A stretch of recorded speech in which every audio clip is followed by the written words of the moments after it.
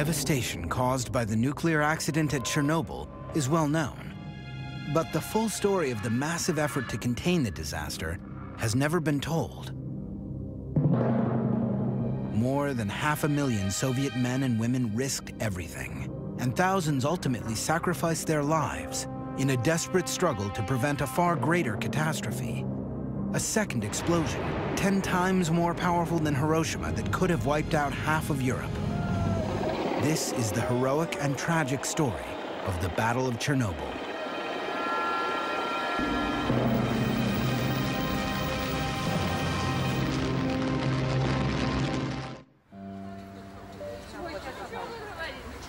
Friday, April 25th, 1986. A beautiful spring day for the 43,000 inhabitants of Pripyat in the Ukraine. A day that will remain forever engraved in their memory. Less than 2 miles from the city, the Vladimir Ilyich Lenin nuclear power plant, where several thousand people go to work each day. Tonight, the 176 employees of Block 4 have been ordered to carry out a test on a self-fueling system of the reactor, something that could save energy. At 1:23 a.m., the security systems are deactivated and the experiment begins. A series of detonations go off in the core of the reactor. While Pripyat sleeps peacefully, the floor of the plant begins to tremble.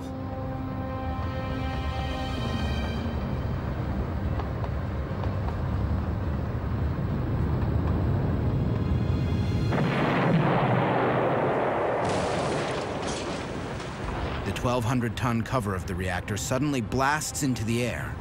An ultra-powerful stream of radioactive vapor releases uranium and graphite over hundreds of yards around the plant. From the gaping hole, a spray of fire charged with radioactive particles and fusion shoots more than 3,000 feet into the sky. The most serious nuclear accident in history has just taken place. During the night, early in the morning, I got the call around 5 a.m. I was told there's been some accident at the Chernobyl nuclear plant.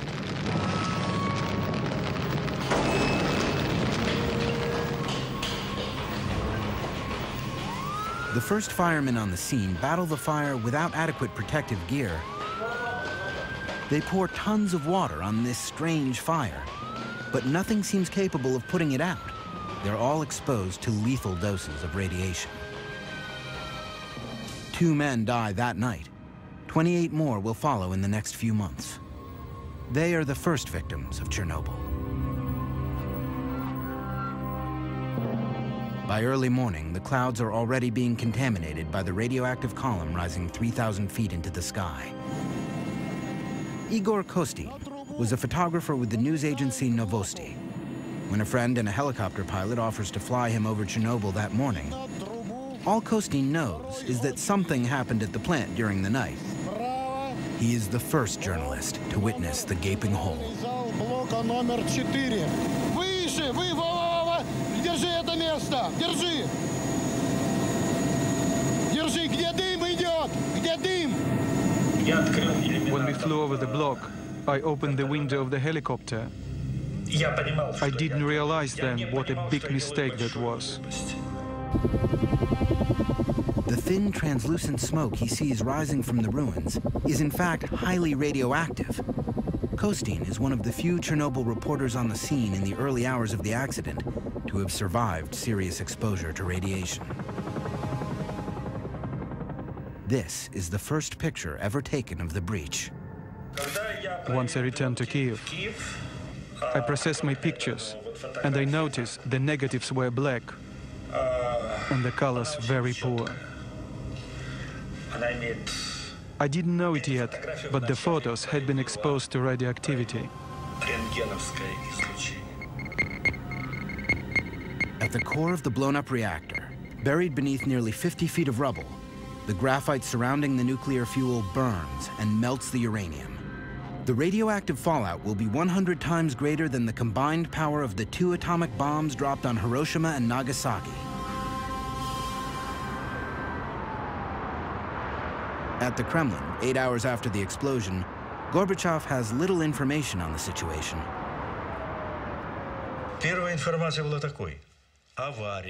The first information consisted of accident and fire.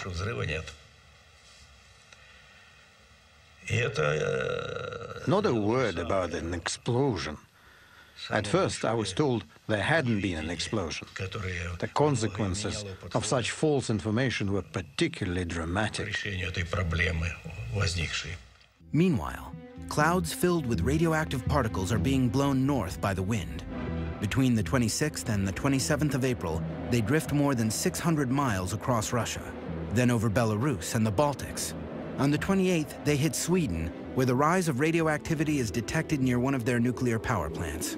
The Swedish Minister of Energy phoned me on the Monday, and I was in my office in Vienna, and she told me that they had measured very much increased radioactivity near our power plant in Forsmark in the east of Sweden, and they had concluded that it must have come from abroad. Did we know anything about it? What has happened? An explosion? A radioactive cloud? Serious contamination? It was Sweden that alerted us. The crisis continues to grow. At the bottom of the destroyed reactor, 1,200 tons of white-hot magma continue to burn at over 5,000 degrees, sending radioactive gas and dust into the atmosphere. All of Europe is at the mercy of the winds.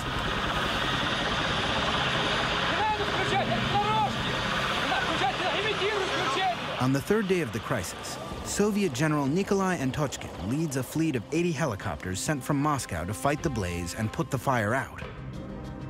In those days, radioactivity was measured in units called roentgens. Normal atmospheric level is about 12 millionths of a roentgen. General Antochkin is shocked by what he finds. Our dosimeter, the instrument for measuring radiation, only went up to 500 roentgens. The needle was going crazy. It was completely off the scale. I think there were at least 1,000 roentgens at a height of 200 meters. Even at that altitude, just a half hour of exposure could be lethal. The strong current of radioactive hot air streaming up from the reactor makes it impossible to get closer. They will have to improvise some way of carrying out their mission. Something needed to be done as quickly as possible. Put out the fire and seal up the reactor to be able to get close enough to do other work. It also needed to be closed up to stop the radioactive dust from spreading. It was getting blown off by the wind. We really needed to act fast. The gigantic ballet begins. Top pilots are being rushed back from the Afghan front to fly helicopters carrying soldiers who will toss 175-pound sandbags into the blaze with their bare hands. They hope to smother the fire by filling the reactor with tons of sand and boric acid, which neutralizes radiation. The first day, 110 sorties. The next, 300. The radiation level above the reactor is over 3,500 roentgens, almost 9 times the lethal dose. Some of the pilots make up to 33 flights in a single day. Each time they went, they received 5 or 6 roentgens. If they were slow, it was even more. After a few missions, my soldiers would go wash up and eat. After a while, they'd start throwing up.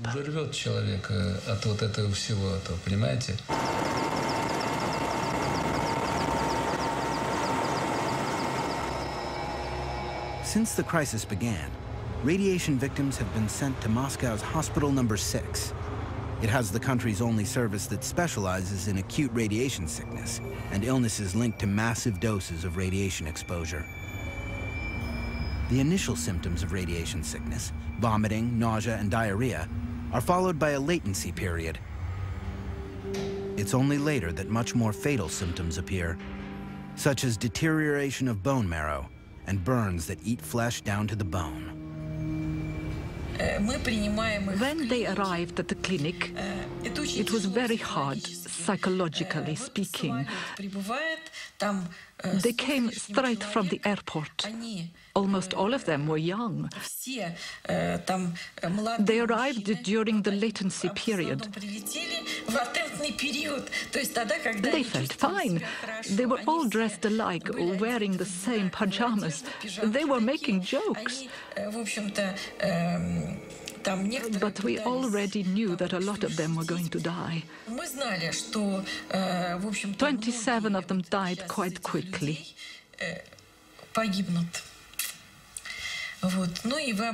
They'd all received huge doses of radiation and were suffering from life-threatening burns.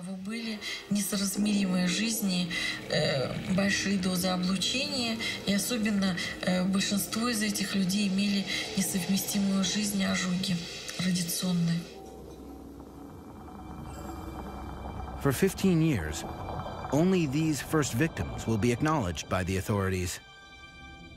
But many more will confront the devastating consequences of radiation exposure because the massive battle to contain the catastrophe at Chernobyl has only just begun.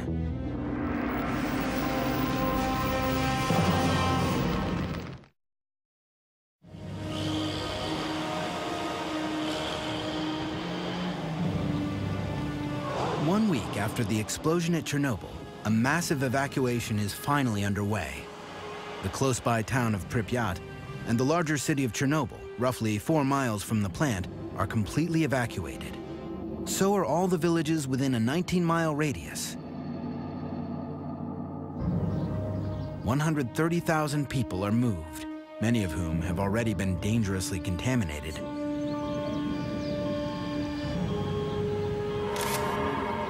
An 1,150 square mile area along the border of Ukraine and Belarus is abruptly evacuated and isolated from the rest of the world.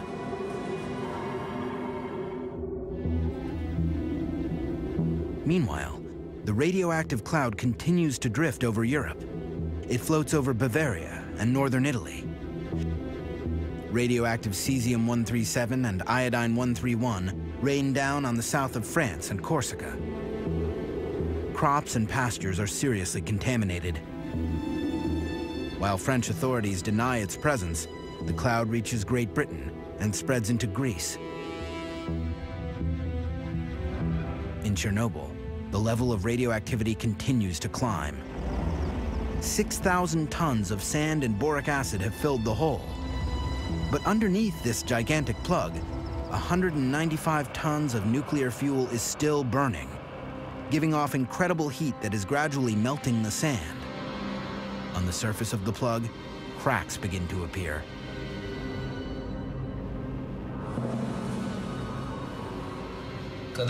Once we plugged up the hole, the temperature started to rise. We were afraid because it could have caused another explosion. It was terrifying. Scientists came to take readings. They were very worried. They were afraid the critical temperature would be reached and it would set off a second explosion. That would have been a terrible tragedy. The cement slab below the reactor core is heating up and in danger of cracking. The magma is threatening to seep through. The water the firemen poured during the first hours of the disaster has pooled below the slab. If the radioactive magma makes contact with the water, it could set off a second explosion even more devastating than the first. The country's top experts are called into action. If the heat managed to crack the cement slab, only 1,400 kilograms of uranium and graphite mixture would have needed to hit the water to set off a new explosion. The ensuing chain reaction could set off an explosion comparable to a gigantic atomic bomb. Our experts studied the possibility and concluded that the explosion would have had a force of 3 to 5 megatons. Minsk, which is 320 kilometers from Chernobyl, would have been razed and Europe rendered uninhabitable. We had to stop the process. If it continued, It would have been an enormous disaster. An enormous nuclear disaster.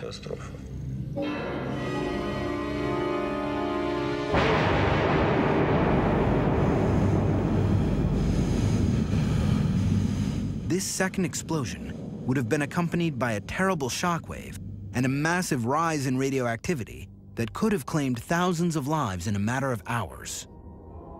Thank God it didn't happen. There were trains with over 1,000 cars in Minsk, Gomel and Kiev ready to evacuate the population. The situation is critical. In Moscow, the State Commission decrees two emergency measures. First, send in a battalion of firemen to drain the water from under the reactor. They will later be declared national heroes, but will suffer from radiation sickness the rest of their lives. Second, seal the breach more effectively to bring the temperature down once and for all. In 2 days, General Antochkin's men will drop 2,400 tons of lead into the reactor. When we started dumping lead in, the temperature went down right away. It absorbed well and sealed the hole as it melted, so there was less radiation. But some of this lead melts when it hits the blaze and vaporizes into the atmosphere. 20 years later, traces of it can be found in the sick children of Chernobyl. It's highly criticized today, but given the situation, there was no better solution. And all the people, military or civilians, officers or not, worked selflessly. I participated in this first stage, and I can tell you, it had to be done. It was heroism. During this operation, 600 pilots are fatally contaminated with radiation. All of them will die. But their efforts only buy a few days. Although it has been covered over, the fire still isn't out. Flying over in helicopters isn't solving the problem. They need to get closer. Go down into the breach. But how? The blueprints of the plant reveal that the active zone can be approached through the cable and pipe tunnels built out of thick cement. A delegation of technicians from the Kurchatov Institute venture into the labyrinth. It's tough going. Parts of the tunnels have collapsed in the explosion.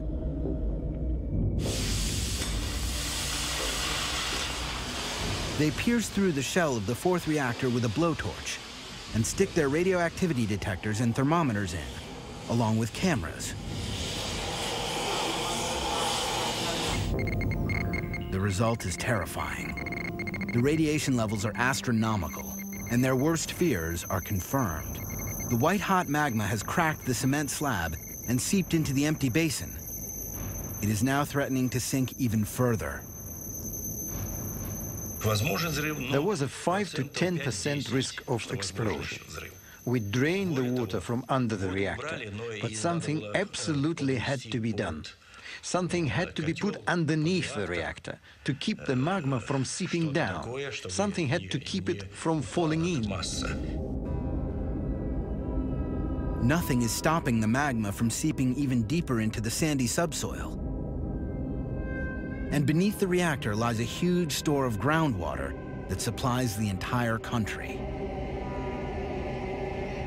A new operation is launched, the story of which has never fully been told. A daring attempt to burrow beneath the reactor that will eventually claim many more lives.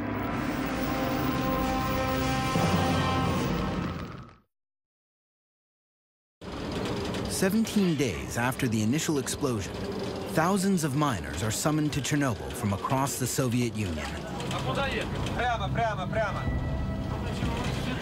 Their mission? To approach the reactor through what is now the only possible path, underground. Our mission was this: dig a 150-meter tunnel from the third block to the fourth, a tunnel 30 meters long. Then dig a room 30 meters long and 30 meters wide to hold a refrigeration device for cooling down the reactor.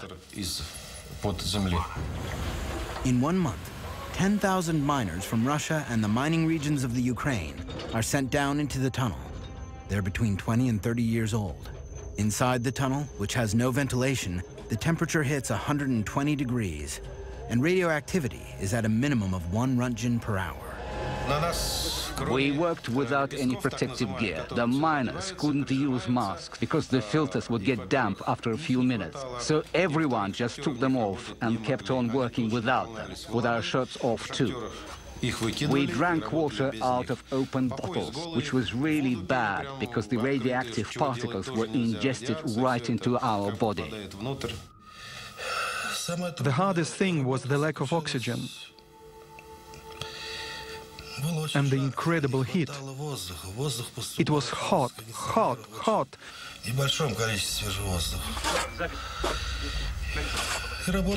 And we had to work really fast, at a crazy pace, faster and faster.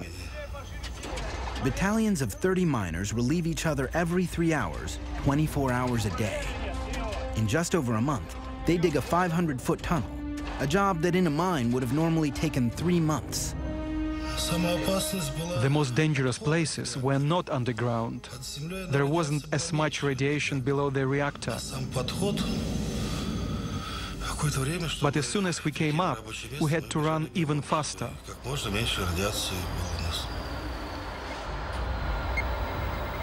Radioactivity at the mouth of the tunnel is 300 times higher. Not a single miner is spared from exposure. Not once are they informed of the real dangers they are facing.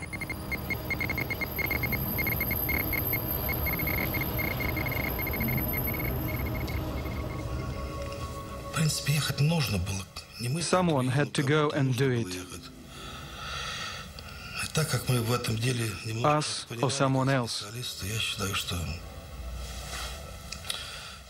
We did our duty. The miners accomplish their mission, but the cooling system is never set up below the reactor. The underground room is finally filled with cement to solidify the structure. The official position is that each miner received 30 to 60 Roentgens, but survivors claim they received up to 5 times that amount. It is estimated that a fourth of these men died before the age of 40. 2,500 lives lost that don't appear in any official statistic.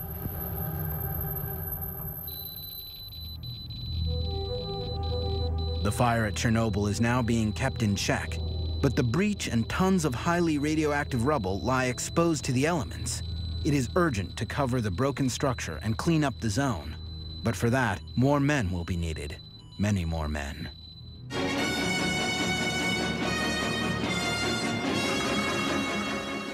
Добрый вечер, товарищи. 18 days after the disaster, Gorbachev finally addresses the Soviet people, launching a massive campaign in response to the emergency.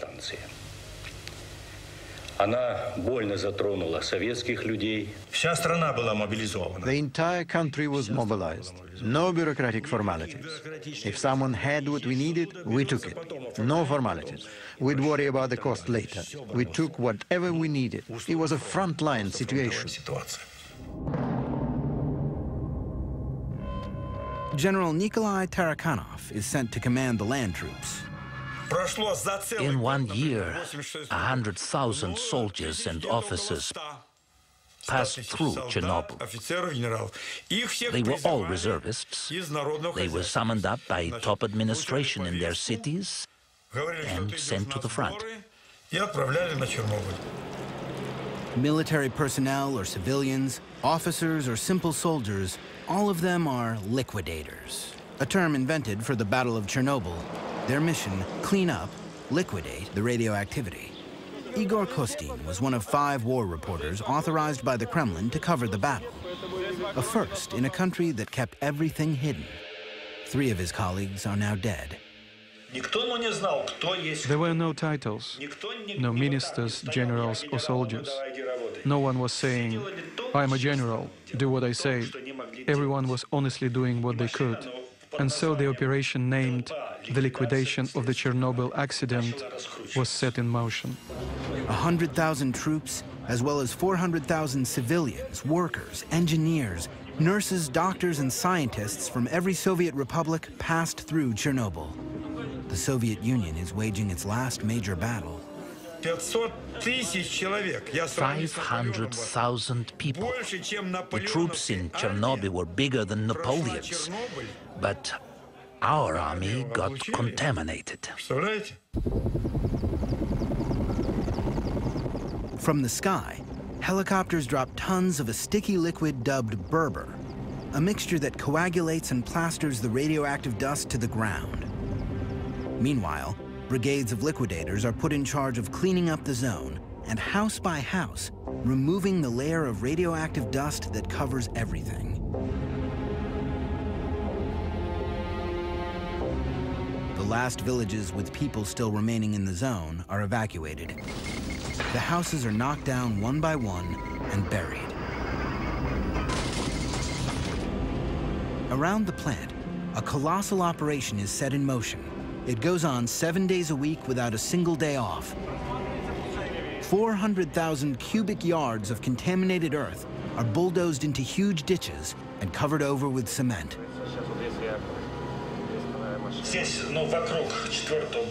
This spot, around the 4th reactor, is where the most dangerous missions of the zone took place. 8 weeks after the explosion, the liquidators tackle the heart of the problem. In order to neutralize the toxic waste for the long term and prevent it from spreading even more, the entire blown-out reactor has to be isolated. Lev Bakarov was one of the engineers who designed the enormous structure that would entirely cover the 4th reactor. A sarcophagus of steel and concrete, more than 550 feet long and 215 feet tall.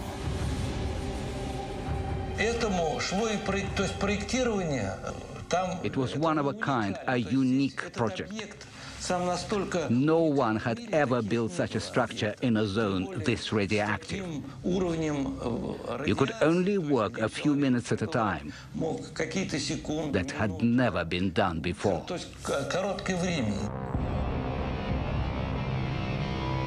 It is an enormous challenge. How do you build a monumental structure in a place where humans can work for only a few minutes or even just seconds at a time? This utterly new situation will require more improvisation from the liquidators and put more lives at risk.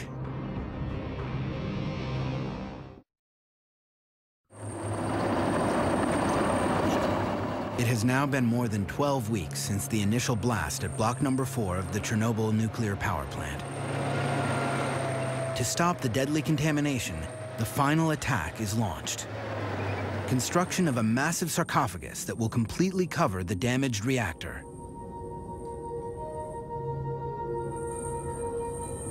Radioactivity in this sector is so high that only remote-controlled machines can be sent in.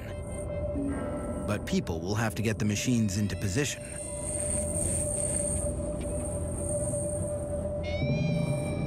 Workers can only stay a few minutes without receiving a fatal dose of radiation.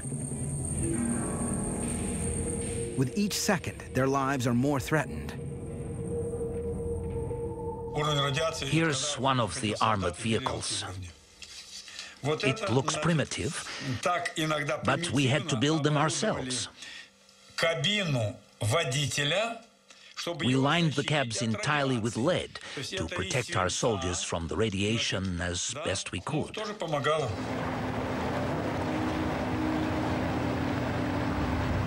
Each metallic piece of the structure is prefabricated, sometimes hundreds of miles away, then brought one by one onto the site for assembly.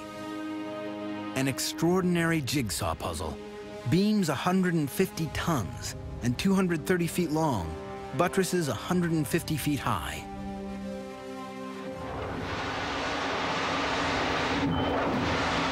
Despite the extreme conditions, work progresses.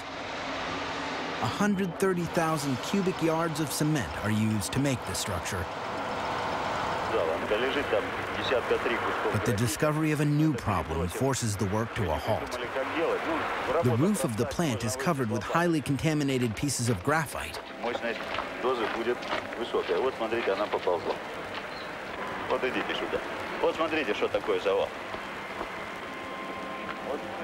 Вот здесь, в том месте, где мы стоим, сейчас 10 рентген. Это будет примерно 1000. Вот около вот этого колпака примерно 200. Все, пойдемте. На сегодня хватит нам. Выходим, пойдемте. И ты тоже выходи оттуда. These pieces of graphite enveloped uranium rods. They've been blown from the reactor during the explosion. One single piece gives off enough radioactivity to kill a man in less than an hour. They have to be gotten rid of before construction continues.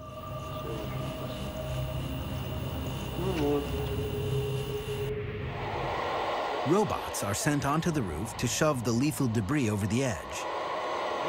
200 feet below, other robots gather it up and bury it in ditches. But after a few days, the ambient radioactivity begins to affect even the machines. Their electronic circuitry can't hold up. They break down. One of them hurtles itself into the breach. Robotic machines are no longer an option. Men will have to replace them. Russian soldiers nicknamed biorobots for the occasion. This battalion of young soldiers is preparing to go up onto the roof of the third reactor for the first time. They're between 20 and 30 years old, all of them reservists called to the front for the most dangerous and deadly battle of Chernobyl. No human has ever worked in zones as radioactive as this. General Nikolai Tarakanov is in command of the operation and personally oversees every detail, down to the hand-sewn lead suits that every soldier is forced to make the night before the attack.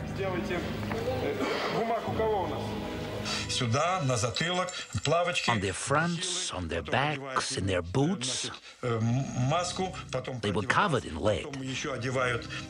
A helmet, a mask to protect against beta rays. The whole uniform weighed 26 to 30 kilos. When the siren blows, a crew of 8 soldiers rushes up onto the roof along with an officer. Their mission is simple: shovel up the radioactive debris as quickly as possible and throw it off the roof.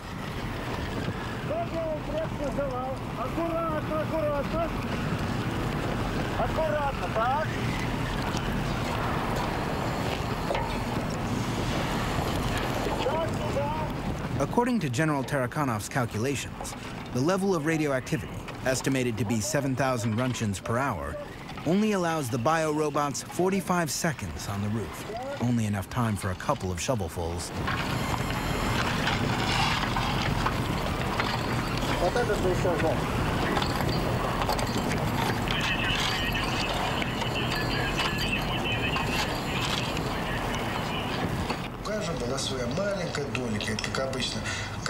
We were like ants. Just as some were finishing their task, others would immediately take their place. Everyone did their job, no matter how small it was. And that's how, together, we were able to fight the radioactivity. For 10 days, a new crew of biorobots climbs onto the roof every 10 minutes. According to military personnel, 3,500 people participate in the cleanup. Some, like Igor Kostin and Konstantin Fedotov, went up on the roof 5 times.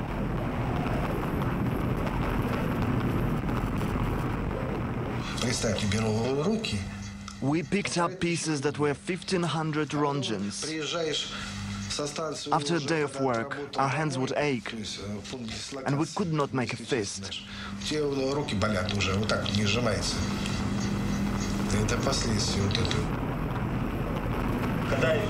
The first time I went up on the roof, the whole thing was covered in radioactive waste.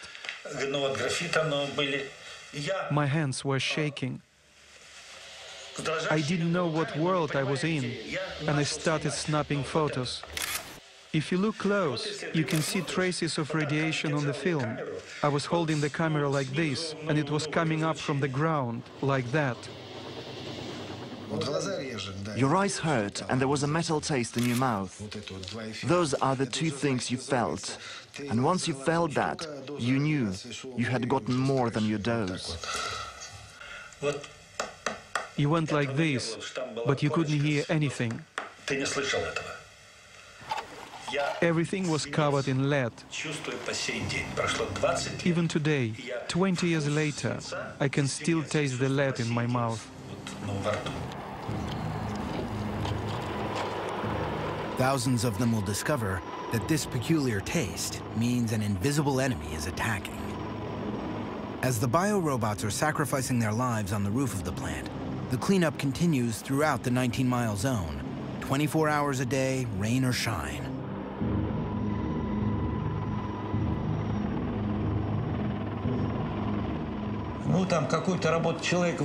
Where normally it would take one man 1 hour to do a job, here in Chernobyl it took 60 people.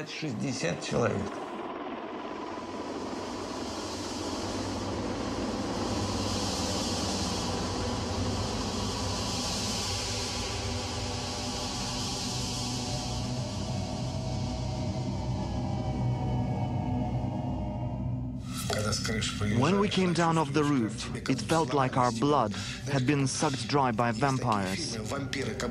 We were drained. We could not move. Some people would have nosebleeds. The firemen were right there. If someone's nose started bleeding, they got sent to the hospital. If we collapsed, we got sent home. But we wanted to hold out.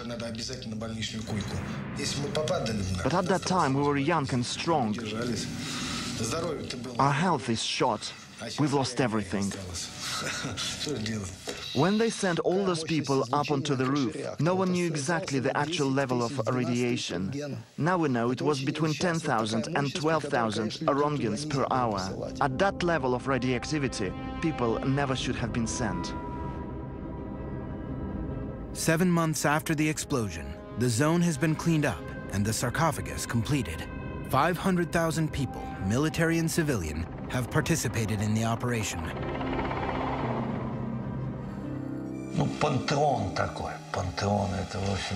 Our sarcophagus is a pantheon, a tomb, a mausoleum. Our second mausoleum. After that, we stopped building nuclear power plants. A bitter victory from which the country will never recover. The first snow has started to stick on Chernobyl. For authorities, this proves the sarcophagus is airtight, at least for 30 years, or so they predict. The liquidators have gone home. Reactors 1, 2, and 3 are back up and running. The first battle of Chernobyl has ended in a victory that heralded the end of the USSR. But for many, it also marks the beginning of a war that 20 years later still hasn't ended.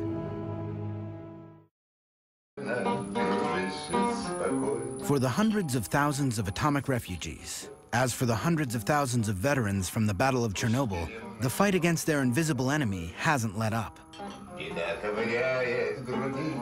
Everyone who went to Chernobyl is still suffering from the radioactivity their bodies absorbed. In the months following the accident, the liquidators flooded into hospitals all over the Soviet Union. 20 years later, those who are still alive continue to frequent Hospital Number 6. They're all victims of what specialists have since named the Chernobyl syndrome. We've all got a bunch of symptoms: heart, stomach, liver, kidneys, nervous system. Our whole bodies were radically upset by the metabolic changes caused by radiation and chemical exposure. These men weren't even 30 when they were sent in to battle the atom. Today, the survivors are not yet 50 years old, but they struggle like senior citizens. According to the military, of the 500,000 Chernobyl liquidators, 20,000 have already died. 200,000 are officially disabled. Во-первых, по здоровью, не знаешь потом, сколько проживешь, и от чего ты умрешь. You don't know what effects it will have on your children, if you have any. Если дети зарождаешь... We know all that. And we know the invisible enemy is eating away inside of us like a worm. Как окажется. Понимающие это понимают. For us, the war continues. And little by little, we're slipping away from this world. Врагом продолжается. И они потихонечку отходят. Yet for 2 decades, only 59 deaths have been officially attributed to the Chernobyl disaster. Not a single study has been carried out of the 130,000 refugees from the zone. Not a single statistic on the state of the 500,000 liquidators. No figures on the population that continues to live around Chernobyl and in the contaminated areas. The real amount of radiation these people were exposed to has never been revealed to them. The United Nations recently reported an increase in rare childhood thyroid cancer cases, but it found no evidence of higher birth defect rates that could be tied to the accident. Some charities and environmental groups disagree, citing local data that showed much higher rates for various deformities and developmental abnormalities in newborns.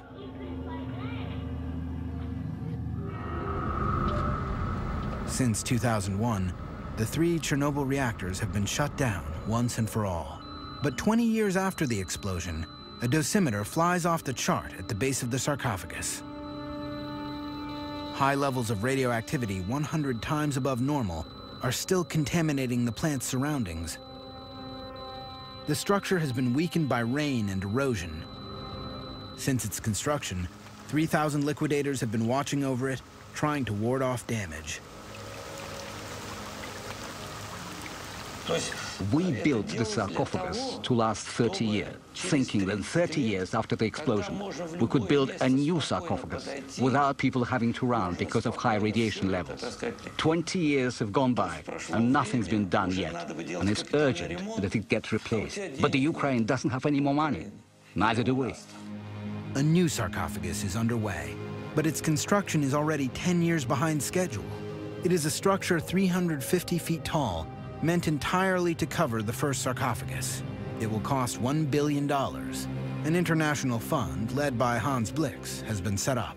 We still have not put the new sarcophagus on it. It will be ready in a couple of years' time. When that is done, well, then they can, in due course, later on, remove the masses of spent fuel or of melted fuel, which is there.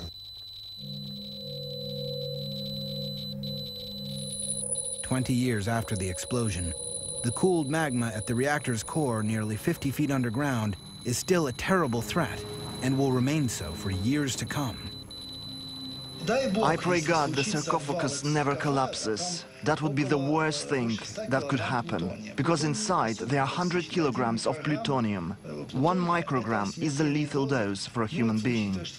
That means there is enough plutonium to poison 100 million people. The half-life of plutonium, in other words, the time it takes for half of the plutonium to disappear, is 245,000 years. This is something we could thus consider eternal. There are areas where there will never be life again. Despite this terrible warning, interest in nuclear power appears to be increasing once again. In the US, more than a dozen utility companies hope to build new nuclear plants to meet increasing energy demands and to reduce our reliance on fossil fuels, which cause global warming. Nuclear energy may ultimately help reduce global warming, but this lifeless landscape will serve as an eternal reminder of the potential risk involved and the enormous sacrifice 500,000 Soviet men and women made in the Battle of Chernobyl.